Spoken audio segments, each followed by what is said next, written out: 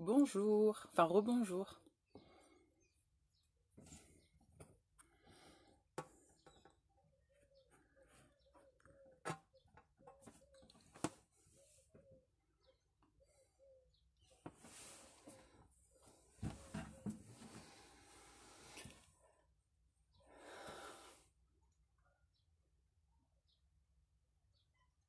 Ah, il y a du monde. Rebonjour, bonjour.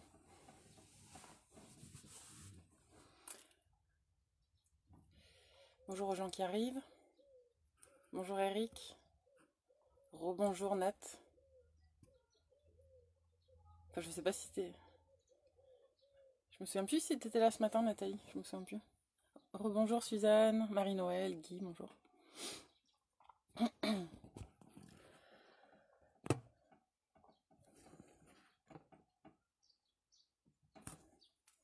Flore.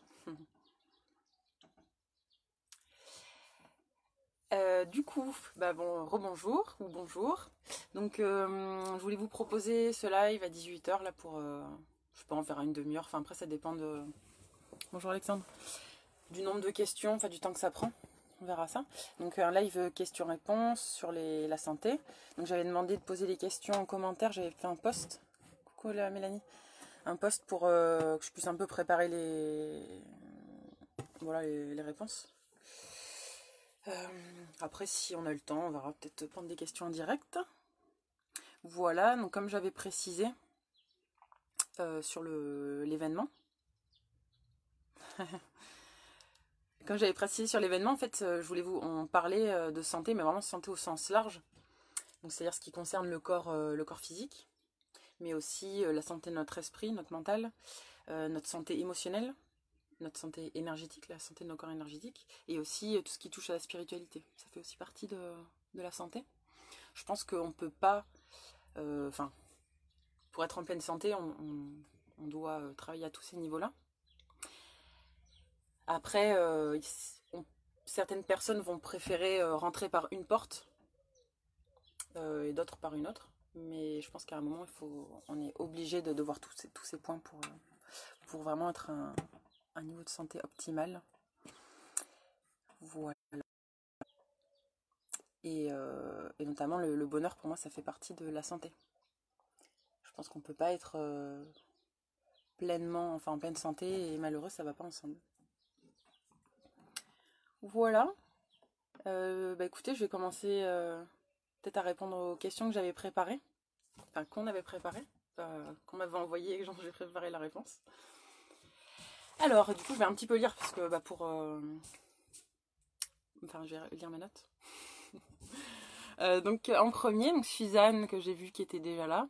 Je vais répondre à ta question. Tu me disais que tu aimais bien, donc tu consommais plus de gluten, mais que tu consommes des galettes au sarrasin, les pains de fleurs. Pour ceux qui font leurs courses en magasin bio, vous devez voir ce que c'est. Et donc, tu me disais, est-ce que c'est bon, est-ce que c'est pas bon?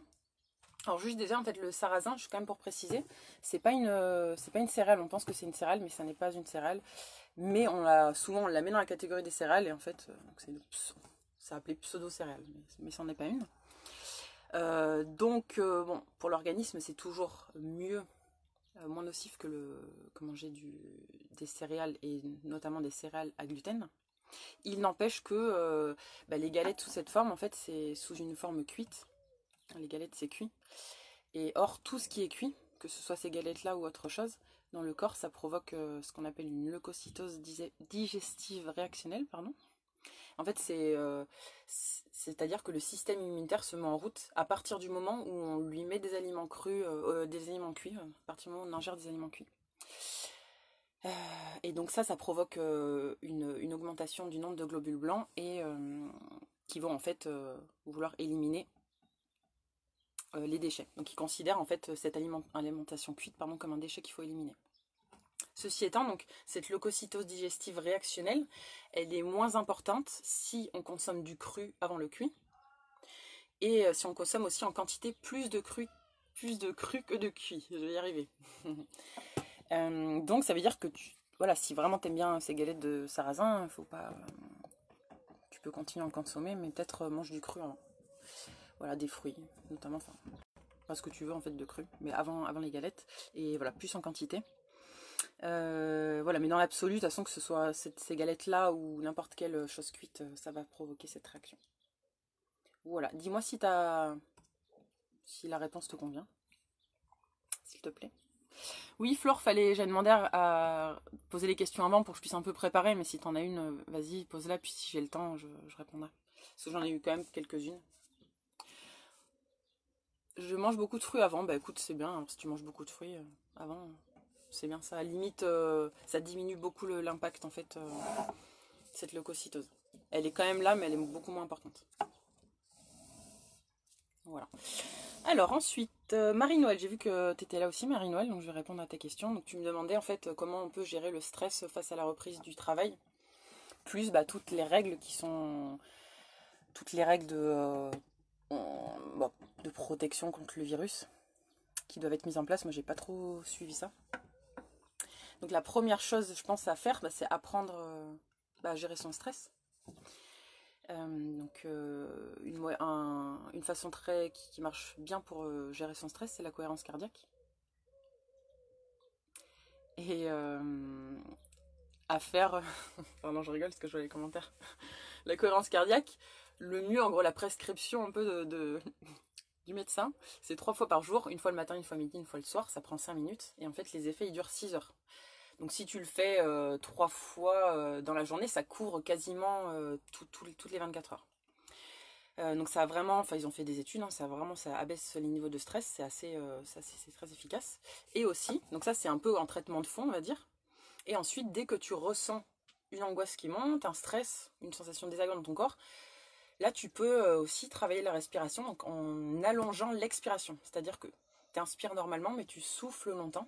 Et en fait l'expiration forcée, ça permet une activation du système nerveux parasympathique. Et le système nerveux parasympathique c'est le système nerveux de la détente. Et donc, ça va t'aider à te calmer vraiment sur le coup. La cohérence cardiaque, ça marche encore mieux si, avant de commencer l'exercice, tu fais venir à ta pensée, et ensuite que tu le descends dans le cœur, tu penses à quelque chose de joyeux, soit à quelqu'un que t'aimes, à quelqu'un qui t'aime, à ton animal de compagnie, à un souvenir joyeux, enfin, n'importe quelle chose qui te fait du bien. Tu y penses et ensuite tu le fais descendre dans ton cœur et ensuite tu fais l'exercice de cohérence cardiaque en ayant cette intention en toi. Donc ça va décupler les effets. Moi je rajouterais aussi, en même temps que tu fais les 5 minutes de cohérence cardiaque, de faire 1 minute de méditation, au moins. Enfin après tu peux en faire plus bien sûr, mais bon après je sais que quand on travaille, on ne peut pas passer non plus notre journée à faire des respirations, de la méditation, tout ça. Voilà, déjà 1 minute de méditation c'est mieux que 0. La cohérence cardiaque, t'es pas obligé de faire 5 non plus, tu peux faire 4 minutes de cohérence cardiaque, 1 minute de méditation, donc ça te ferait 5 minutes le matin, 5 minutes le midi, 5 minutes le soir, donc bon, ça fait 15 minutes dans la journée, je pense que c'est tout le monde, même si on a un travail à temps plein, on peut se permettre 15 minutes dans la journée pour faire ces exercices, et c'est vraiment très efficace. C'est très très efficace les exercices de respiration là-dessus. Un autre truc, bah ça c'est vraiment qui marche sur moi, après à tester, peut-être sur les autres, vous me direz, peut-être qu'il y en a qui le font. Moi je sais que dès qu'il y a un truc qui me stresse, que je dois, bah là par exemple, j'ai pas l'habitude de faire des lives questions-réponses, c'est pas pareil de faire des lives où je fais des mouvements, enfin c'est plus, je suis plus habituée, ça me stresse pas, mais là faire le live, ça m'a un peu stressée. Et bah qu'est-ce que j'ai fait? J'ai mis la musique et j'ai dansé, et je sais que ça diminue tout de suite mon niveau de stress. À tester avant d'aller travailler. Si, voilà, je pense que c'est un truc intéressant à tester. Mm. Et ensuite, d'après ce que j'ai compris aussi, il y a beaucoup de... Enfin, il y a le stress, mais aussi la peur par rapport à... Enfin, il y a peut-être des peurs. Donc aussi comprendre, peut-être s'informer pour savoir déjà comprendre qu'est-ce que c'est la peur, qu'est-ce que ça fait dans notre corps, à quoi ça sert à la base. Donc ça, j'ai fait un live il n'y a pas longtemps dessus. Et j'ai partagé aussi un post de David Laroche qui parle comment sortir de la peur en 8 étapes, qui est bien. Faut aussi peut-être se renseigner sur qu'est-ce que c'est comment notre système immunitaire il fonctionne et pourquoi du coup on n'a pas à avoir peur du virus puisque on a un système immunitaire qui est fait pour nous protéger. Et aussi essayer de comprendre notre peur et pourquoi est-ce qu'on a peur, à quoi ça nous renvoie. Est-ce que notre peur elle est fondée ou est-ce que c'est que des suppositions, des on-dit, des choses qui nous stressent? Et souvent, en fait, quand on arrive un peu à prendre du recul, on s'aperçoit que notre peur, elle est complètement infondée et irrationnelle. Voilà, et qu'il n'y a pas de danger réel. Voilà, dis-moi si c'est à peu près clair ce que j'ai dit. Je crois que j'avais... Ah oui, j'ai pas fini, je voulais dire d'autres choses. Je barre en même temps, pour pas oublier. Voilà, quelque chose qui est très efficace aussi comme protocole, on va dire, qu'on utilise dans la régénération, c'est le protocole SMS quand on est stressé. Donc SMS, ça veut dire soleil, massage, sommeil. C'est-à-dire que on s'expose au soleil, on se fait masser, ou on s'automasse si on ne peut pas se faire masser par quelqu'un, et on dort. Et ces trois choses réunies, ça va aussi abaisser les niveaux de stress de façon très efficace.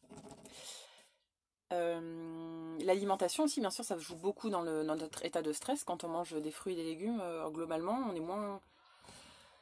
Ouais, on est plus détendu que si on mange des pâtes et de la viande à tous les repas. Bon, physiologiquement, ça s'explique. Et puis même, je veux dire, dans la pratique, peut-être les personnes qui ont arrêté le gluten, enfin dites-moi s'il y en a peut-être qui ont vécu ça. Quand on arrête par exemple de manger du gluten et que d'un coup on en remange, ça peut provoquer, et qu'avant on avait des crises d'angoisse, ça peut reprovoquer une crise d'angoisse ou de l'anxiété. Voilà, donc l'alimentation c'est très important dans la gestion du stress. Voilà, les fleurs de bac, tout à fait, merci Suzanne. Moi, je ne m'y connais pas, mais je sais que ça marche bien. Les fleurs de bac, le rescue, je crois que c'est le basique des fleurs de bac. Enfin le basique, celui qui couvre le plus de... qui est le plus utilisé, si je ne m'abuse. Et après, tu me demandais la fréquence. Eh ben, idéalement, bien sûr, c'est au quotidien. Donc, que ce soit l'exercice, donc la respiration, la méditation et l'activité physique. C'est au quotidien, parce que ça fait partie des piliers de la santé. Donc, comme tous les jours tu manges, eh ben, tous les jours, donc l'alimentation c'est un pilier de la santé, tous les jours tu t'alimentes. Donc, tous les jours, il y a mon chat qui est là. Coucou ma poulette. Donc tous les jours, dans l'idéal, on devrait faire de la respiration, un peu de méditation et bouger. Après, ça ne veut pas dire en faire des heures. Déjà, si c'est la régularité qui compte plus que l'heure, enfin la durée. Donc même s'il y a des jours, on est crevé, on n'a pas le temps, de se prendre 5 minutes pour nous. En fait, c'est un peu comme, ça me fait penser un peu à l'homéopathie. Vous savez, l'homéopathie, ça marche, c'est hyper dilué, mais ça donne quand même l'information au corps. Et en fait, je trouve que pour moi, la respiration, l'activité physique, ça peut aussi marcher à dose homéopathique. C'est-à-dire que même si on n'a pas trop le temps, rien que le fait de prendre ces 5 minutes pour nous, c'est comme si on donnait l'information au corps. Je veux prendre soin de moi, je fais attention à moi. Et lui, il va lancer des processus pour qu'on aille mieux. Voilà. Et aussi, donc, et si tu peux pas faire les lives ou le genre de séances que je propose, parce que t'as pas le temps ou quoi, au moins aller marcher. Enfin, je pense que la marche en pleine nature tous les jours, c'est vraiment, je dirais que c'est même plus important que faire l'activité que je propose le matin, parce qu'en plus on est dehors. Et le contact avec la nature aussi, c'est un puissant anti-stress. Voilà, dis-moi si ça a répondu à ta question, Marie-Noël. J'espère. J'essaie de répondre le plus précisément possible. Alors je réponds déjà aux questions que j'ai préparées, et après si vous avez des questions vous me les reposerez, parce que là en fait les commentaires ils montent donc je les vois plus. Et voilà, vous me reposez quand j'ai répondu à tout le monde, après je vous répondrai. Je répondrai à cette question. Alors, coucou Agathe, du coup je vais répondre à ta question vu que je vois que tu es arrivée à la question. Agathe me posait une question sur l'eau osmosée. Donc d'ailleurs j'aimerais bien que tu me dises pourquoi, parce que tu as entendu que c'était pas très bon, donc j'aimerais bien savoir ce que tu as entendu sur l'eau osmosée. Qu'est-ce qui se dit, pourquoi c'est pas très bon. Donc en fait l'osmose inverse, la définition, donc c'est un système de purification de l'eau contenant des matières en solution par un système de filtres qui sont plus ou moins fins, c'est-à-dire donc qui ont un plus ou moins grand diamètre. Et donc suivant la taille des filtres, forcément on va filtrer différentes particules. Et la plupart les modèles les plus répandus d'osmose inverse, ils ont un système de 3 filtres. C'est celui que j'ai dans mon camion.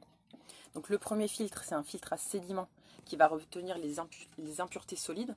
Donc genre le sable, ce genre de choses. Donc c'est les plus grosses impuretés. Ensuite, alors je pense que, en fait Agathe, je pense que tu confonds l'eau osmosée et l'eau distillée. Si peut-être. Mais bon, du coup j'explique quand même ce que c'est l'eau osmosée. Donc en premier, on a un filtre à sédiments. Ensuite, on a un filtre à charbon actif qui neutralise lui le chlore. Et ensuite, on a le plus petit des filtres. En fait, ça fait à chaque fois, ça filtre de plus en plus pour pas trop salir le dernier filtre. Et donc le dernier filtre, c'est celui qui filtre le plus. C'est souvent résidus de pesticides, insecticides, médicaments, ce genre de choses. Et c'est là qu'il y a vraiment le système d'osmose inverse. Parce que les deux premiers, c'est des filtres simples. Et dans le dernier filtre, on a le système d'osmose inverse. Par contre, pour vraiment, je pourrais pas vous expliquer l'osmose inverse. Franchement, j'ai regardé sur internet. Ça m'a parlé de concentration, de pression osmotique. Donc ça m'a donné des boutons avant que je finisse de lire parce que ça m'a rappelé mes cours de physique du lycée. C'est pas trop... Bon, enfin, c'est pas l'important. Dans tous les cas, donc si ça intéresse quelqu'un, il suffit de regarder sur internet. Mais dans tous les cas, l'eau osmosée, ça veut simplement dire une eau qui a été nettoyée des impuretés. Donc il n'y a aucun problème à boire de l'eau osmosée, au contraire, puisqu'on va avoir moins d'impuretés dans cette eau. Mais donc je pense qu'Agathe, en fait, toi tu voulais me parler de l'eau distillée. L'eau distillée, c'est différent. L'eau distillée, en fait, c'est comme de l'eau de pluie. En fait, on vient faire... comment ça s'appelle on fait bouillir l'eau, donc on récupère la vapeur d'eau. Donc cette vapeur d'eau, en fait, elle est complètement pure à 100%. Il n'y a plus il n'y a plus rien, plus aucun produit chimique. Elle est pure à 100%. Et on récupère ensuite cette eau. Et d'ailleurs, moi j'avais un distillateur à une époque que j'ai plus, parce que ça utilise trop d'électricité. Et quand je voyais au fond de la cuve ce que ça laissait, eh ben, je me disais que j'étais bien contente d'avoir distillé l'eau et de ne pas avoir toutes ces impuretés dans mon corps. Ceci dit, du coup, le système de l'eau osmosée, pardon. Ouais, je te dirais, ok. L'eau distillée, ça a été un peu, enfin, c'est controversé parce que l'eau, elle est légèrement acide et que, donc, ça pourrait acidifier le corps, vu qu'elle est légèrement acide, et qu'elle est complètement... il y en a qui disent que l'eau, elle est morte, puisqu'en effet, il n'y a plus rien, il n'y a plus de minéraux. Après, vu que dans tous les cas, les minéraux de l'eau ne sont pas assimilés par le corps, et qu'ils doivent justement être traités par les reins, enfin c'est compliqué, c'est fatigant pour le corps de traiter ces minéraux. Moi, je pense que c'est mieux que l'eau ne contienne pas de minéraux. Et voilà, après... Oui, après c'est très bien, on peut la redynamiser l'eau. Alors c'est encore... là c'est vraiment... Enfin, c'est le top du top, quoi. Si on redynamise l'eau après. Ouais, moi je le fais aussi des fois. Redynamiser, donc c'est redonner une information à l'eau. Et après, donc il y a des carafes qui sont exprès, enfin des carafes à vortex. Après, tout simplement pour redynamiser l'eau, même sans carafe, il suffit de faire bouger l'eau, hein, de créer un vortex en faisant bouger sa bouteille et de le boire. Et donc l'eau est dynamisée. On peut aussi mettre des ondes de forme sur les bouteilles pour informer l'eau. On peut aussi suivre les travaux de Masaru Emoto, je crois que c'est comme ça son nom, que oula, Masaru Emoto qui... Oh, c'est le téléphone qui bug. Qui a fait des expériences sur l'eau. Donc il a vu que si on disait des mots gentils, enfin des mots d'amour, ce genre de choses à l'eau, elle crée des beaux cristaux, que si on disait des mots de la colère ou de la peur, ça crée des cristaux complètement désorganisés. Et comme on est constitué à 75% d'eau à peu près, bah, ça veut dire que nos pensées et l'information qu'on a à l'eau, c'est un effet de notre sang. Et il y a aussi le solariser, alors ça c'est aussi génial, c'est de mettre l'eau au soleil, dans une bouteille en verre, dans une bouteille en plastique, parce que sinon la bouteille en plastique, elle... enfin, chauffant en fait, ça va récupérer des particules de plastique, donc c'est pas top. Et donc dans une eau, dans une bouteille en verre au soleil, et ça va récupérer, enfin en gros l'énergie du soleil. Donc si vous faites osmoser, redynamiser, solariser, là vous êtes au top du top. Alors j'aimerais bien juste, du coup Agathe, parce que je vais... Peut-être ça peut intéresser, juste si tu peux me résumer vite fait ce qu'il dit l'article par rapport à l'eau. Les dangers, enfin peut-être pas en détail, mais parce que je suis curieuse et peut-être que les gens aussi ça va les intéresser. Voilà, il y a plein de trucs à faire avec l'eau, c'est vraiment magique, hein. C'est vrai que suivant oui, l'intention qu'on met sur l'eau, comment ouais, ça, je pense que ça peut, c'est vraiment un facteur de santé très très important. Après, sachant que si on a une alimentation qui est physiologique, c'est-à-dire si on mange beaucoup de fruits et de légumes crus, on n'a pas trop besoin de boire d'eau, puisqu'on est hydraté par les fruits et les légumes. Voilà. Mais si on en boit, autant qu'elle soit le plus pure possible. Et avec une belle intention dessus. Voilà. Ok, ensuite, j'en étais où? Christian me demandait comment est-ce que c'est possible de diminuer les maladies inflammatoires comme la pondylarthrite et la spondylarthrite, la polyarthrite, pardon, oui, et spondylarthrite. Oui, bien sûr, complètement. En fait, quel que soit le nom de la maladie, finalement, on s'en fiche, entre guillemets. Dans tous les cas, maladie inflammatoire, ça veut dire qu'il y a une accumulation de déchets dans le corps. Une accumulation de déchets. Et quand il y a des déchets, du coup, il va se créer une inflammation pour éliminer ces déchets. Donc si on a une inflammation avec des déchets, il y a deux choses à faire. La première chose, c'est d'arrêter de mettre des déchets dans son corps. Et la deuxième chose, c'est de favoriser la sortie des déchets du corps. Donc arrêter de mettre des déchets dans son corps, ça se fait surtout au niveau de l'alimentation. Enfin, c'est toujours un peu pareil, hein, au niveau de l'alimentation et, et du stress. C'est deux gros facteurs d'inflammation du corps. Donc l'alimentation, en gros, une alimentation qui est anti-inflammatoire, c'est une alimentation qui est riche en fruits et légumes crus, bizarrement. Voilà, base de graines germées, des noix trempées, des légumineuses trempées. Voilà, des produits de qualité, frais, qu'on cuisine soi-même, locaux, bio. Alors le mieux, bien sûr, d'avoir votre potager, d'aller voir les maraîchers du coin. Après, on s'adapte, on fait comme on peut. On fait du mieux qu'on peut. C'est un bon sens, quoi. C'est, voilà. Déjà, retrouver une cuisine du fait maison, avec les meilleurs produits possibles. Au niveau de l'alimentation. Et bien sûr, tout ce qui est producteur de déchets au niveau de l'alimentation, c'est tous les produits très transformés. Le sucre, le sel blanc, tous les produits cuits, la viande, en grande quantité. On peut consommer de la viande, mais c'est juste avec modération. Comme voilà, l'alcool, enfin bon, c'est voilà, du bon sens, je pense, sur la mention. Et le stress aussi, c'est un gros producteur de déchets, d'acidité dans le corps. Donc, limiter son exposition aux facteurs de stress. Et si on ne peut pas limiter comment ça s'appelle, si on ne peut pas éliminer toutes les sources de stress, on apprend à gérer son stress. On trouve des outils de gestion du stress au quotidien.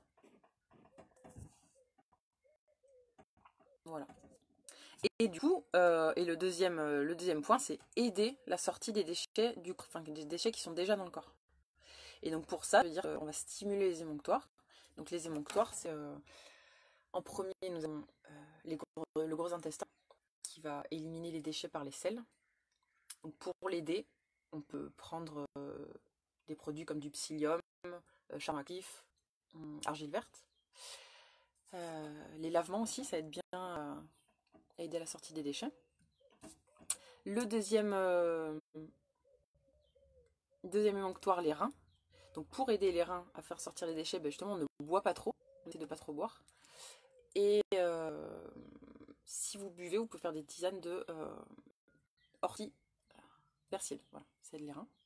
Troisième émonctoire, la peau. Donc pour aider la sortie des déchets par la peau, il y a le brossage à sec de la peau ou le brossage au gant de crin dans la douche, ou bien les saunas, les hammams, les bains très chauds, voilà, tout ce qui va permettre à notre peau de mieux respirer. Ensuite, on a les poumons. Donc pour aider la sortie des déchets par les poumons, c'est tous les exercices respiratoires et l'activité physique. Et enfin, on a aussi le foie, un émonctoire, c'est aussi un émonctoire, il n'est pas que émonctoire lui. Il a beaucoup, le foie, il a plus de 500 fonctions dans le corps. Et donc pour aider le foie à nous détoxifier, on peut, le citron, c'est très efficace. Jus de citron frais, bien sûr, pas le citron tout déjà en bouteille, ça marche pas. Le citron frais, il y a quoi, radis noir, desmodium, j'ai un trou de mémoire, je sais plus, artichaut je crois, j'ai un trou de mémoire là. Enfin bon, déjà ce que je vous ai dit, c'est pas mal. Voilà pour les maladies inflammatoires. En fait, une maladie inflammatoire, quel que soit le nom qu'on a mis sur la maladie, ça se traite comme n'importe quelle inflammation. Un lien pour la cohérence cardiaque. Moi j'adore, il y a soit l'application Respirelax sur les téléphones qu'on peut mettre, donc ça c'est cool parce que c'est une application qui est sur le téléphone, donc ça permet de l'avoir toujours avec soi. Ou sinon sur YouTube, tu tapes cohérence cardiaque et le premier qui arrive, Normalement, c'est un exercice avec des sonorités, enfin un son qui est joli et une image qui grossit et qui rapetissit, qui est assez hypnotisante sur YouTube. Voilà pour Christian. Ensuite, Patricia elle me demandait, donc pour une de ses amies qui est en train de jeûner, qui fait un jeûne depuis 8 jours apparemment, alternance jeûne sec, jeûne à l'eau, et qu'elle a besoin d'évacuer. Elle me demandait est-ce qu'elle peut faire une purge au chlorure de magnésium, je crois. Alors le truc c'est que déjà le jeûne c'est un stress, même si ça nettoie le corps, c'est quand même un stress pour l'organisme de se passer de nourriture, on n'est pas habitué. Donc ça peut être quand même un gros coup de stress. Donc une purge c'est aussi un stress, donc ça peut faire double stress, ça peut être trop. Enfin son corps il peut mal réagir. Donc moi je conseillerais plutôt en premier de commencer par quelque chose de plus doux. Donc soit elle peut se faire un lavement, soit toute seule, ou soit chez un... Comment ça s'appelle une hydrothérapie du côlon, une irrigation du côlon, chez un professionnel. Après, je sais pas si en ce moment il travaille. Enfin, en tout cas, ça existe. Elle peut faire aussi sinon un nettoyage au quinton. Donc c'est-à-dire qu'elle prend du quinton, elle boit du quinton pur. Et ça provoque une chasse intestinale, donc elle va aller aux toilettes, ensuite ça va la nettoyer. Ou alors elle peut aussi faire des cataplasmes à l'huile de ricin sur le ventre. Donc ça en fait ça se fait, on prend un linge, n'importe quel tissu, on met de l'huile de ricin dessus, on se le pose sur le ventre, on met une bouillotte dessus, et donc l'huile de ricin elle va pénétrer par la peau, et ça va aider à éliminer les déchets au niveau intestinal. Donc moi je ferai un de ces trois d'abord, une de ces trois choses, donc soit lavement, nettoyage intérieur au quinton ou cataplasme de ricin, et si ça suffit pas, à ce moment-là elle peut essayer la purge, mais moi ça me paraît, enfin, je trouve que c'est un peu violent quoi. Surtout que, pardon, le corps, enfin le jeûne, c'est un nettoyage en soi, le corps j'ai envie de dire, il est intelligent, il sait ce qu'il doit faire, donc là c'est un peu aller vouloir forcer les choses, je trouve, une purge. Voilà. Ensuite, Lily, elle me demandait, donc pour se nettoyer, donc elle veut plus utiliser de coton-tige, donc pour se nettoyer les oreilles, comment faire? Donc tu m'as parlé d'une huile, je sais pas si tu es là, tu m'as parlé d'une huile, mais alors moi je connais pas ces huiles, et je pense pas qu'il y ait besoin d'huile pour se nettoyer les oreilles. Alors déjà il faut savoir que donc les oreilles, les déchets qu'on a dans les oreilles, la quantité, on va dire, de production de déchets, ça dépend de la quantité de déchets qu'on a à l'intérieur de notre corps. Donc plus forcément on a un intérieur de corps qui est sain, et moins on aura de chair humaine. Donc ça veut dire moins de déchets, ça veut dire bien manger et gérer son stress, enfin bon, toujours les mêmes conseils d'hygiène de vie. Mais bon, ceci dit, des fois il y a une période de transition où on a quand même les oreilles un peu sales. Donc la solution la plus simple, et je trouve qui marche très bien, c'est on a un petit doigt qui s'appelle l'auriculaire. C'est fait pour ça en fait à la base, je pense. Ouais, bougie d'oreille aussi. Mais d'abord je parle. Moi ce que je fais c'est dans la douche, quand je prends ma douche, je me mets de l'eau dans l'oreille et je me nettoie les oreilles avec mon doigt. Et après je rince mon doigt. Et voilà, c'est aussi simple. En fait on a nos mains, c'est des super outils. Et les petits doigts, enfin... Voilà, après, à voir, est-ce que... Peut-être il y en a qui ont un gros doigt par rapport à leur tour d'oreille, je sais pas si ça rentre chez tout le monde, mais bon, ça c'est la première solution la plus simple. Deuxième solution, il y a les bougies auriculaires. Ça marche très bien aussi, ça s'achète en magasin bio sur internet. Et le troisième aussi que j'ai vu, mais par contre que j'ai jamais essayé, ça, c'est les cure-oreilles. Donc c'est juste un espèce de petit objet en métal avec qui est plat, et on peut venir s'enlever donc le cérumen qui est à l'entrée des oreilles, sans aller trop profond hein, bien sûr. Ces trois, enfin le cure-oreille j'ai jamais essayé, mais ça m'a l'air bien. Mais voilà, les bougies, après les bougies par contre, Suzanne, je sais pas si tu sais toi, c'est pas trop, est-ce qu'on peut l'utiliser vraiment de façon régulière, ou c'est plutôt on le fait une fois, après on attend plus longtemps, ça je sais pas. Moi je l'ai déjà fait, mais c'était comme ça qu'on pourrait essayer, j'ai jamais fait régulièrement. Ok. Dites-moi, hein, en fait, je réponds aux questions, je sais même pas si les gens sont là. J'espère, sinon dites-moi si ça vous va les réponses. Ensuite, il y a Sophie qui me demandait pour une hyperphagie, quel conseil j'ai pour une hyperphagie. Ok, donc juste pour les bougies auriculaires, c'est pas pour une utilisation régulière, c'est de temps en temps. Donc pour une hyperphagie, donc Sophie elle me demandait quel conseil, sachant qu'elle a déjà été voir une nutritionniste et une psychologue et que ça n'a pas eu, et d'autres thérapeutes, ça n'a pas eu d'effet. Alors le truc c'est que déjà, c'est un peu dur de répondre parce que moi je sais pas qu'est-ce qu'elle t'a dit, ta nutritionniste, quel travail t'as fait à ton psy, quel travail t'as fait avec les autres thérapeutes. Donc c'est pour ça là c'est un peu dur parce que nutritionniste ça veut tout et rien dire. J'ai vu des géniaux, il y en a qui, pour moi je trouve qu'ils travaillent bien, ils donnent des bons conseils. Il y a des diététiciens pardon, qui donnent des conseils, je trouve qui sont complètement aberrants. On en est encore à manger 3 produits laitiers par jour. Enfin, donc voilà, je ne sais pas ce que tu as dit ta nutritionniste, quel travail tu as fait avec psy, donc pour ça c'est un peu difficile. Dans tous les cas, quand il y a hyperphagie, une des raisons physiologiques de l'hyperphagie, c'est une flore intestinale qui est perturbée. Donc ce qu'il faut faire, c'est modifier sa flore intestinale. Modifier sa flore intestinale, ça se fait par le jeûne. Après, avoir le jeûne, on s'adapte, enfin chaque personne s'adapte à sa capacité. Il y a des gens qui vont pour tout de suite du jeûner 1, 2 ou plusieurs jours, d'autres qui vont plutôt mettre en place le jeûne intermittent. Voilà, ça dépend de chaque personne. Le jeûne, c'est vraiment très très efficace. Et en plus, ça apprend quand on jeûne, on commence à apprendre à se détacher de la nourriture, petit à petit. Parce que souvent, donc, dans l'hyperphagie, de toute façon, dans toutes les nourritures émotionnelles, on vient combler un vide, combler nos émotions, avec la nourriture. Pour différentes raisons, notamment une des raisons que je pense qui est assez universelle, c'est que quand on était petit, nos parents ont souvent répondu à nos émotions en nous donnant à manger. Parce que peut-être ils ne savaient pas pourquoi on pleurait. Et donc on a eu le sein ou le biberon ou d'autres sources d'alimentation pour calmer nos émotions, notre tristesse. Et donc maintenant qu'on est adulte, on relie les deux ensemble. Donc quand on ressent une émotion, on va avoir envie de manger pour voilà, juste en souvenir de ce qu'on faisait quand on était petit. Donc modifier la flore intestinale par le jeûne. Ensuite, bien sûr aussi par l'alimentation. En mangeant beaucoup de fruits et de légumes crus, petit à petit aussi, la flore, en fait, elle va se modifier. Et en se modifiant, c'est comme si tu auras moins d'appétence pour des produits comme du chocolat, des choses grasses, des choses très, très sucrées. Tout simplement juste parce que la flore, déjà, elle aura changé. Donc ça, c'est vraiment au niveau alimentation. Ensuite, en effet, l'hypnose, si tu n'as pas essayé, ça peut être, c'est un bon moyen aussi de soigner ce genre de troubles. Ensuite, les irrigations du côlon, c'est génial aussi pour ce genre de troubles, puisqu'on vient nettoyer tout l'intérieur, au niveau intestinal. Ça nettoie aussi au niveau cérébral. Je pense que ça nettoie, il y a des choses.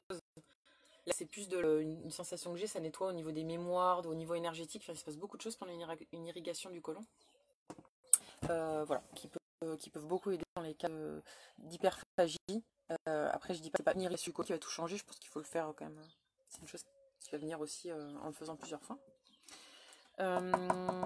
Et aussi, tout ce qui est soins énergétiques, chamanisme, thérapie, tout ça, ça peut beaucoup aider. Voilà, si jamais t'as pas essayé encore. Ça peut vraiment libérer des choses, beaucoup de choses. Voilà pour l'hyperphagie. Mais bon, si t'as d'autres, c'est vraiment un sujet, c'est compliqué de répondre à ce genre de questions là comme ça en 5 minutes. Il y a tellement de choses qui rentrent en compte dans ce genre de troubles que voilà, ça demanderait une consultation entière. Ensuite, Mélodie, tu m'as demandé ce matin pour le périnée. Conseil pour le périnée parce que tu fais du saxe et je crois que soit tu as des problèmes de périnée ou alors tu sens que c'est pas très bon pour ton périnée. Donc déjà juste pour rappeler, c'est quoi un périnée? Le périnée, c'est un ensemble de muscles qui se trouvent entre le pubis et le coccyx, donc dans l'entrejambe, qui soutiennent tous les organes viscéraux, et qui est présent chez les hommes et chez les femmes. Parce qu'il y a beaucoup de personnes qui pensent qu'il n'y a que les femmes qui ont un périnée, mais non, les hommes, ils ont aussi un périnée, qui est fait exactement de la même façon que celui des femmes, sauf que les femmes, il y a le vagin en plus. Mais sinon, c'est exactement la même chose. Et par contre, c'est vrai que les femmes sont plus sujettes aux problèmes de périnée parce que du fait tout simplement déjà de la grossesse et de l'accouchement, qui met pression, pendant 9 mois il y a une pression sur le périnée, que ça provoque un affaissement du périnée, plus l'accouchement lui-même qui quand même qui peut l'abîmer aussi. Voilà, et en plus, vu qu'on a un orifice en plus, donc le vagin, ça crée aussi un espace libre où les organes peuvent descendre. Alors que chez les femmes, chez les hommes, il n'y a pas ce problème de trous par lesquels les organes peuvent descendre. Voilà. Donc, en premier, le périnée, en fait, c'est un peu comme pour notre corps, on évite de mettre des déchets dedans et on favorise la petite déchet. Mais là, pour le périnée, en premier, pour ne pas l'abîmer, on évite de mettre des hyperpressions. En premier, c'est le plus important. Et ensuite, on le renforce. Parce que si tu renforces ton périnée, mais qu'à côté de ça, toute la journée, il y a des hyperpressions dessus, le renforcement, il va servir à rien. Donc, en premier, éviter les hyperpressions du périnée. En premier, ça se fait par une bonne posture. C'est-à-dire se tenir droit. Parce que si toute la journée, en fait, tu tiens, on est comme ça, voûté, il y a tout le poids du ventre qui vient se poser sur le périnée, plus la respiration qui est mal dirigée. Donc, ça va, la respiration, au lieu d'être dirigée sur ce qu'on appelle le noyau fibreux central, qui est la zone c'est une zone fibreuse, elle va être dirigée plutôt vers le vagin, plutôt vers l'anus, et c'est ça qui va créer des descentes d'organes. Donc, en premier, une posture droite, digne. En deuxième, retrouver une bonne respiration si c'est pas ton cas, donc c'est-à-dire une respiration ventrale. Parce que pareil, une bonne respiration ventrale, elle se dirige à l'endroit où il faut. Éviter les sports violents comme le crossfit, le tennis, enfin tennis un peu quand on le fait fort, le trampoline, tous les sports à vraiment impact, et tous les sports où on porte des poids, parce que tout ça, ça met, surtout si on respire pas bien, qu'on se tient pas bien, ça met des énormes pressions sur le périnée. Et il y a plein de femmes qui ont des fuites urinaires. Ça, les fuites urinaires, ça concerne, enfin les problèmes de périnée, ça concerne une femme sur deux. Je dis, parce que moi je faisais, à mon cabinet de kiné, je m'occupais quasiment que de ça. Donc, ouais, c'est vraiment, ça concerne beaucoup de femmes. C'est un sujet important. On commence à en parler un peu plus, heureusement. Donc le sax aussi. En fait, le saxophone, ça peut mettre des hyperpressions si c'est pratiqué, j'ai envie de dire si c'est mal pratiqué. Je sais pas comment tu fais. Déjà, la position, elle est hyper importante, d'être droite. Et aussi, en fait, quand on souffle, l'expiration, à chaque fois quand tu souffles dans ton sax, elle doit se faire avec une contraction de ton périnée et une contraction de ton transverse bas. Pour que les pressions, au lieu d'aller vers le bas, elles aillent vers le haut. Donc, c'est-à-dire à chaque fois, vraiment avant de souffler, on remonte, on rentre le bas du ventre et on contracte à fond le périnée. Et quand on inspire, quand tu reprends ton souffle, là, tu peux relâcher. Voilà. Ça, c'est vraiment le plus important. Ensuite, l'alimentation, super important aussi. Ce qu'on mange, ça met plus ou moins de pression sur notre périnée. Forcément, si on mange des choses très lourdes, qu'on a du mal à digérer, toute la journée, on va avoir du poids sur notre périnée. Ensuite, très important de traiter la constipation. Si on est constipé et qu'on doit pousser pour aller à la selle, ça veut dire que tous les jours, on met des hyperpressions sur le périnée. Et c'est un gros facteur de descente d'organes, la constipation. Donc voilà, on traite la constipation pour ne plus devoir pousser. Et aussi, on prend une bonne position aux toilettes. Donc ça, c'est un truc hyper important aussi. Nos toilettes, en fait, les toilettes qu'on a en France, en Europe, elles sont antiphysiologiques parce qu'on est très haut. On est situé trop haut par rapport, en fait, ça crée des angles, en fait, en gros, entre les tuyaux et la sortie. Ça crée des coudes. Ce qui fait que on ne peut pas bien évacuer. Donc les toilettes à la turque, en fait, c'est les toilettes, c'est la position naturelle pour faire ses besoins, c'est la position accroupie. Après, ça peut être compliqué pour certaines personnes d'aller faire pipi dehors tout le temps. Enfin bon, bref. On a nos toilettes chez nous. Donc la solution pour avoir une meilleure position de toilette, c'est de s'acheter un petit tabouret. Soit n'importe quel tabouret, ils en font même des exprès pour les toilettes, que vous pouvez pousser pour que ça gêne pas. Et donc ça relève, en fait, vous avez les pieds plus hauts. Donc ça reproduit la position accroupie. Et ça, c'est vraiment magique pour les gens qui sont constipés. En général, la constipation chronique, vous changez un peu votre alimentation, plus de fruits et de légumes. Vous prenez du psyllium et vous changez votre position de toilette, vous mettez les pieds sur un tabouret, ça change tout. Ça change vraiment. J'ai vu des constipations, ça faisait 10 ans que les gens étaient constipés et en 2 jours c'était terminé après. Juste en faisant ça. Voilà, donc très important la position toilette.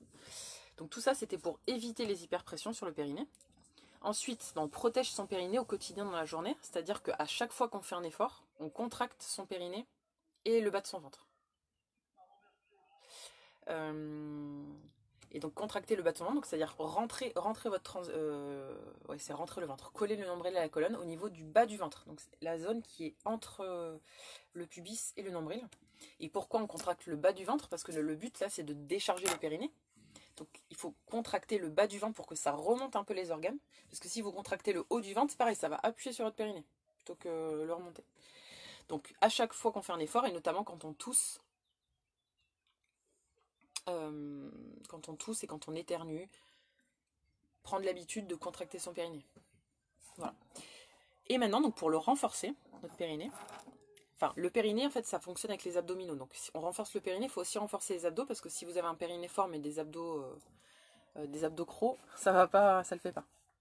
Donc pour renforcer ces deux-là, bah, l'exercice que je vous propose le matin, les abdominaux hypopressifs, c'est vraiment hyper efficace.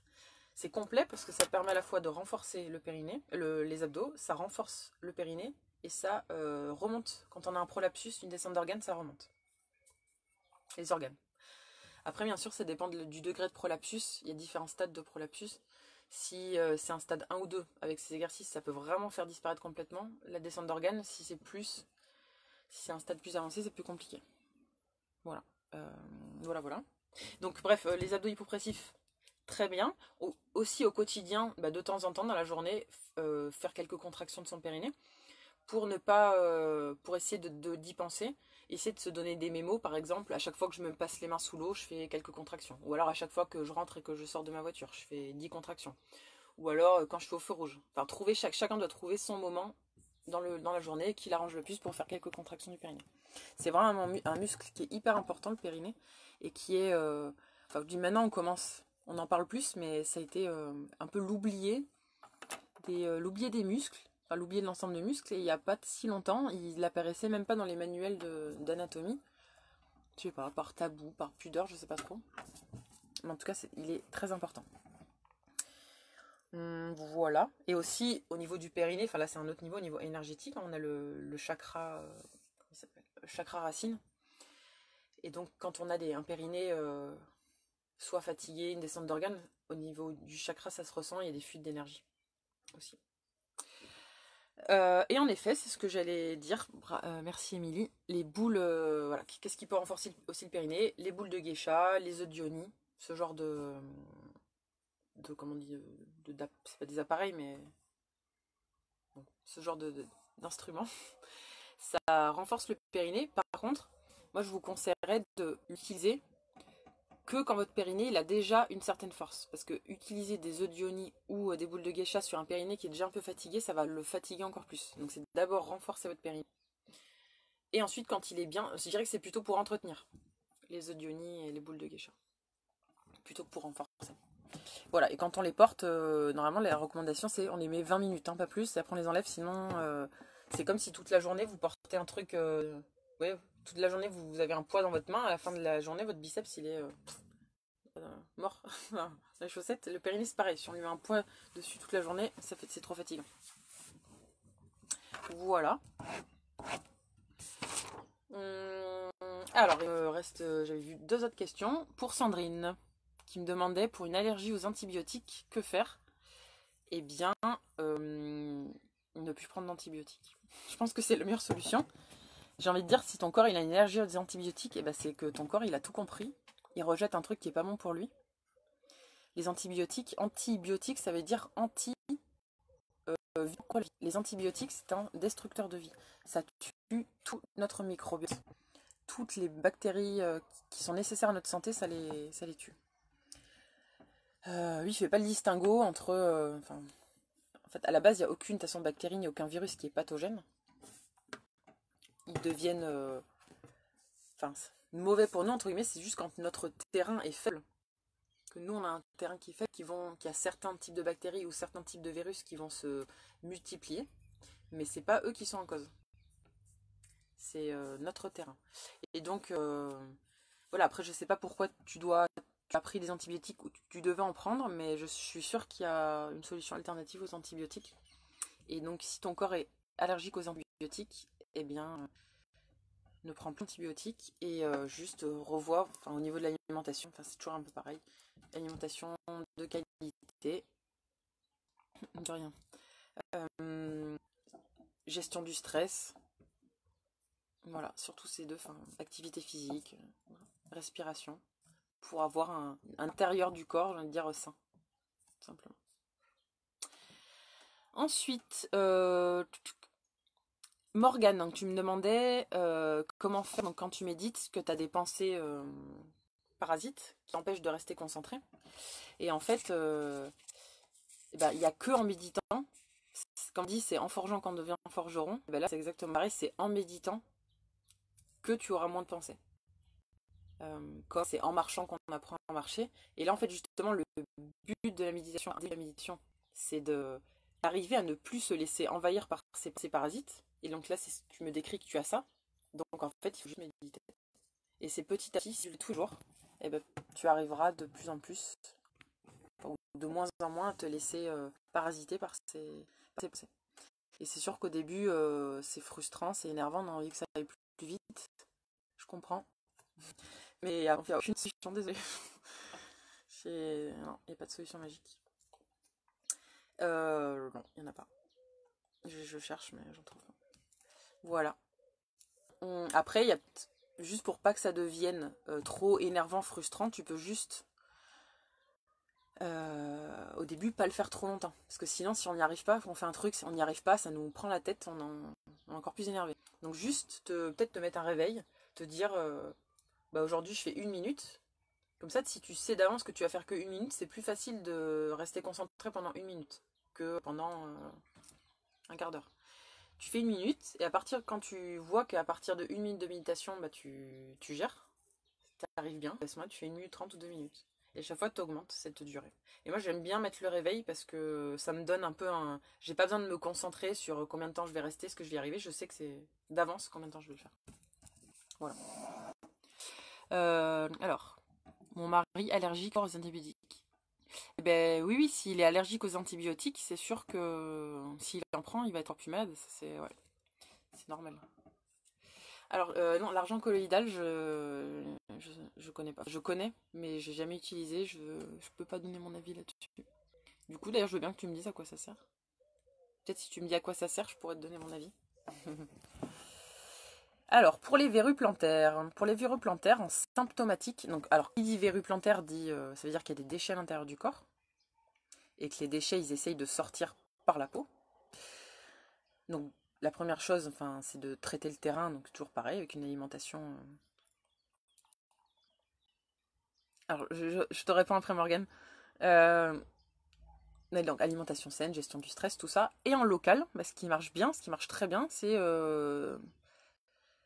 l'urinothérapie, c'est-à-dire mettre de son urine sur les verrues. Voilà, tout simplement. Ça marche très très bien. Alors, mais du coup, Morgane, quand tu me dis, tu pratiques souvent, depuis quand vraiment tu fais de la méditation? Depuis quand?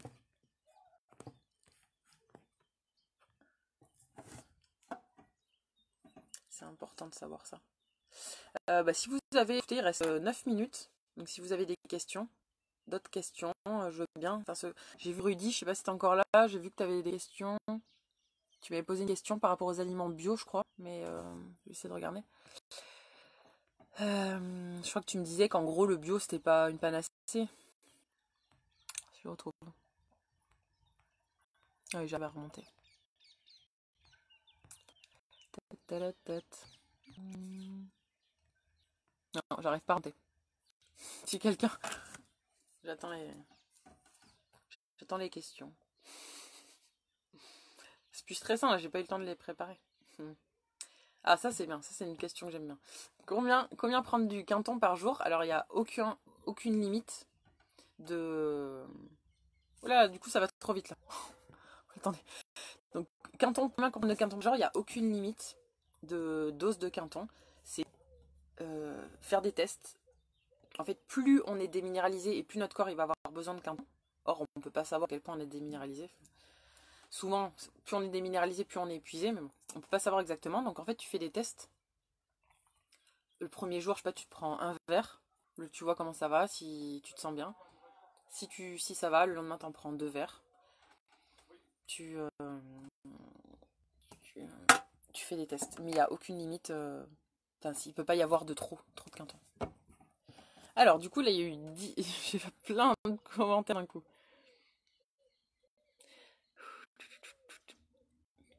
Alors, on me demande donc le cuir chevelu, l'eczéma au niveau du cuir chevelu, c'est pareil. Donc, eczéma, ça veut dire c'est associé donc c'est à des déchets qui sortent par la peau. Donc, avant tout, c'est encore une fois traiter le terrain, avoir une alimentation la plus physiologique possible. Donc, l'eczéma, c'est aussi beaucoup lié aux produits laitiers, surtout. Donc, déjà, je ne sais pas si vous mangez des produits laitiers, mais si vous arrêtez les produits laitiers et le gluten, souvent il y a des très bons résultats, rien qu'en faisant ça. Et ensuite, l'eczéma, c'est aussi beaucoup lié au stress, à l'émotionnel. Donc, comprendre pourquoi vous êtes stressé et gérer, enfin, traiter la cause du stress, ou en tout cas trouver des moyens d'être moins stressé.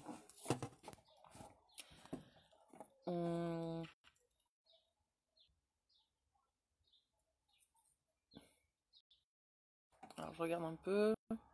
Alors, un avis sur les probiotiques. Alors, en fait, les probiotiques qu'on achète déjà en sachet, c'est c'est pas que c'est pas efficace, mais ça n'aura un effet tellement minime qu'en fait, il vaut mieux manger des probiotiques naturels.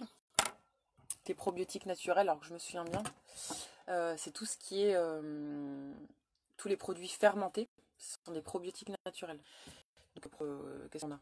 Le kéfir, le kombucha, on a quoi d'autre? Le tempeh, la choucroute, l'eau de coco fermentée. Quoi d'autre? Bon, c'est déjà pas mal. En fait, tout ce qui est fermenté, donc ça sert de probiotique. Bien sûr, à acheter frais ou à faire soi-même. Si c'est pasteurisé, il n'y a plus rien, ça sert à rien.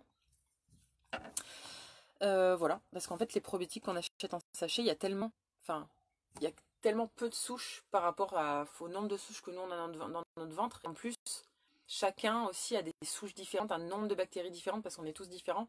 Alors que là, on prend un sachet qui est même pour tout le monde.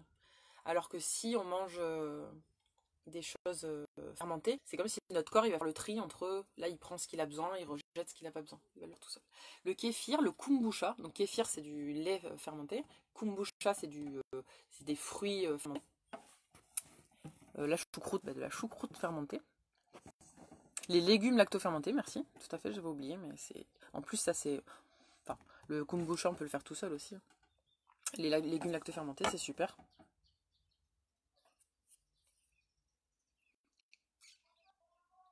Les verrues, j'avais aussi vu un truc avec des morceaux du citron, c'est ça. Après, j'aime bien, c'est un peu des remèdes, les remèdes de grand-mère, j'aime bien. Alors, je regarde encore quelques questions.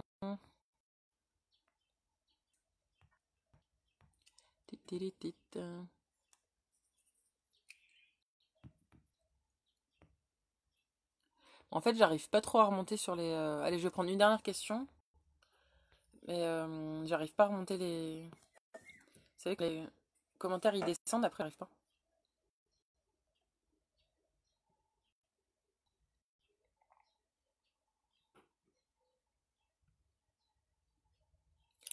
Peut-être Laurence, tu veux plutôt dire l'hyper, non? L'hypertonique que le lipotonique. Pour le quinton. Hypertonique.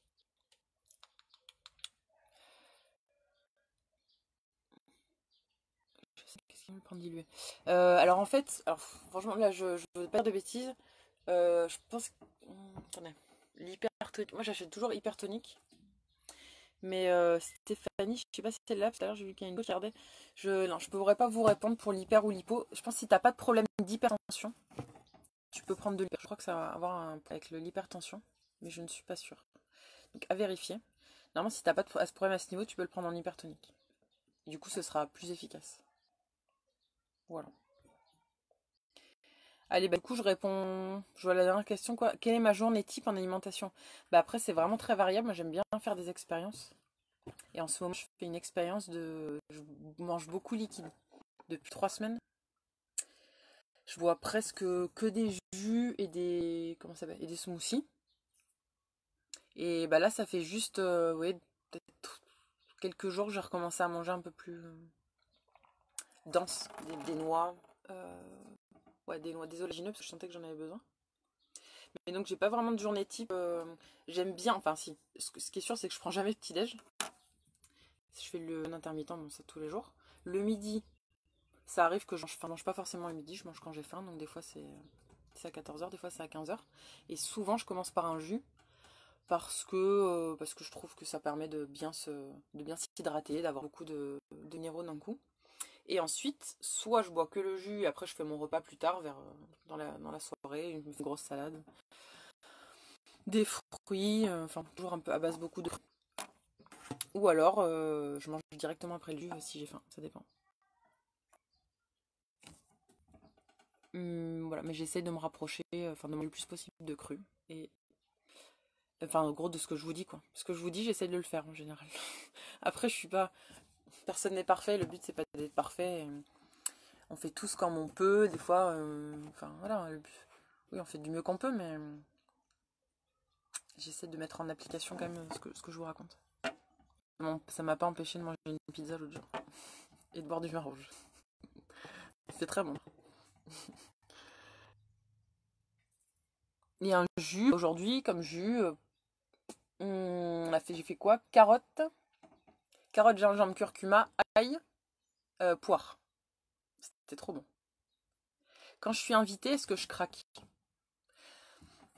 Bah oui, enfin oui, je veux dire, quand on m'invite et qu'on me prépare à manger, je mange ce qu'il y a. Je fais pas, je fais pas ma difficile. Enfin, je sais pas. Puis en général, ça me fait plaisir, comme vraiment moi, au quotidien, je mange très simple, très simplement.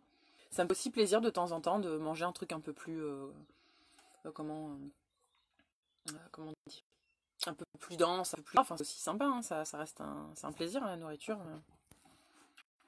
Et les salades, je les assaisonne, je mets un peu d'huile d'olive et un peu et un peu de vinaigre de cidre, c'est tout. Mais j'en mets beaucoup moins depuis pas longtemps. C'était astronomique et en fait, c'est vrai que je me suis rendu compte que c'était hyper concentré et que, bah, comme toutes les choses concentrées, faut pas pas en prendre trop. Voilà. Bon, écoutez, il est 19 h. Donc, je suis désolée, je peux pas répondre aux autres questions. Mais je referai un live bientôt. Je sais pas quand. C'est sympa de faire des lives aussi comme ça. Je vous laisser. Je vous rappelle pour ceux qui savent, et peut-être qu'il y en a qui ne savent pas, qu'à 20 h, soit sur YouTube, soit sur la chaîne Facebook de Thierry Casasnovas, il y a un live d'1 heure sur ce qui se passe en ce moment. Le coronavirus, la santé, enfin tout ça.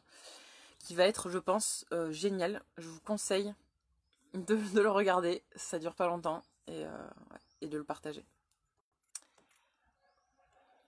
Voilà, voilà. Merci à vous d'avoir été là, c'est cool.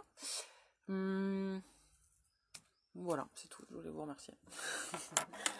Je vous souhaite une bonne soirée et je vous dis à demain matin, 9 h pour le live. Allez, au revoir.